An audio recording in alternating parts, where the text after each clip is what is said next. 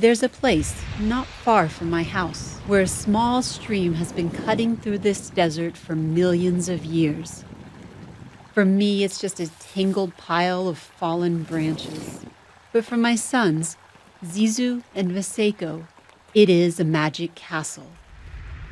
Now it's a place I go to remember how I used to be alive. I thought this was an absolutely heartwarming and life affirming piece, even in the contemplation of death. I loved the minimalist animation style because it really brought on this feeling of like a hint of a memory or these metaphors throughout. I thought that the sharing of how other cultures deal with death and grieving was a really beautiful meditation throughout the piece and trying to find that personalization of what that ritual could be for oneself. It was just a really beautiful monument to a lost child and all of those that are lost and those feelings that parents and loved ones don't quite know what to do with, especially in Western culture. So, really stunning piece. I thought Death in Magic Castles was really great. The narration felt like a combination between a poem and an article, opinion piece, memoir style writing that you would find in a newspaper or a magazine.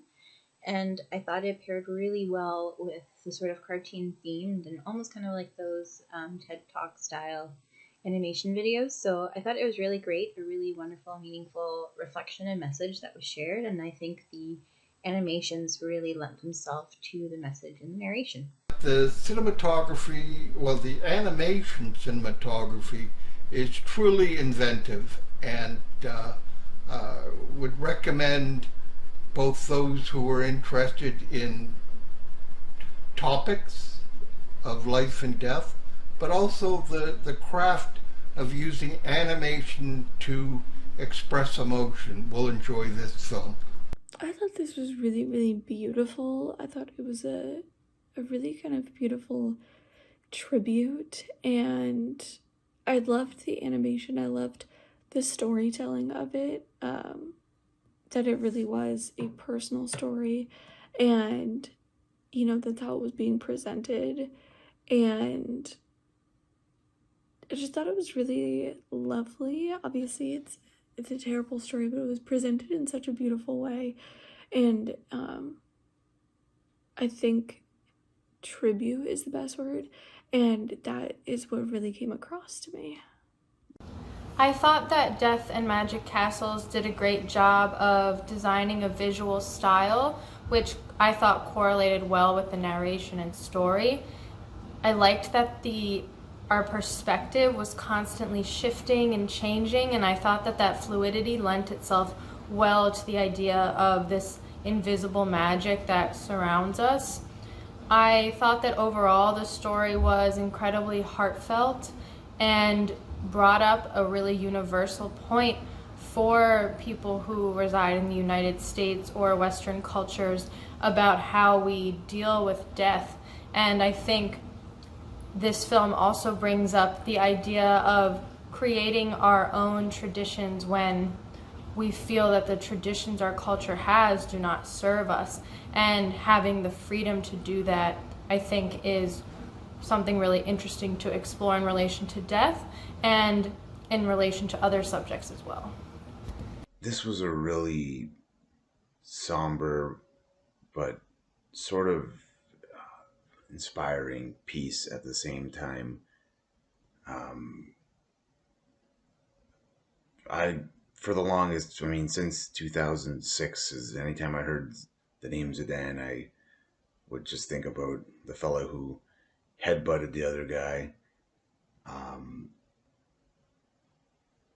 Now when I hear that name, it'll have a different meaning. It'll remind me of Zizou. This piece was that impactful. It was really thoughtfully written and visualized, and I think it makes a fitting tribute to Zizou, who I'm sure was a lovely son And if any other people or parents maybe going through or having gone through a similar circumstance can derive any consolation from watching something like this, then it's definitely a win. All in all, it was a really strong and great piece. So hats off to the filmmakers and condolences.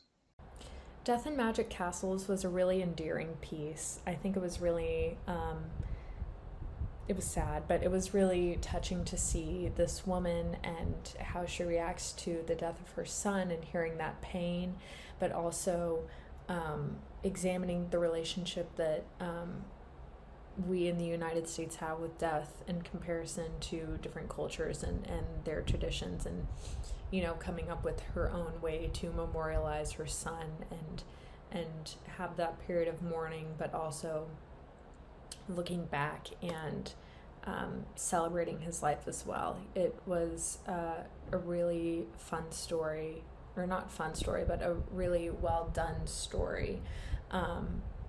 It just went really well with the animation. You could hear all the pain in the narrator's voice, and it came together as a beautiful piece. So very well done.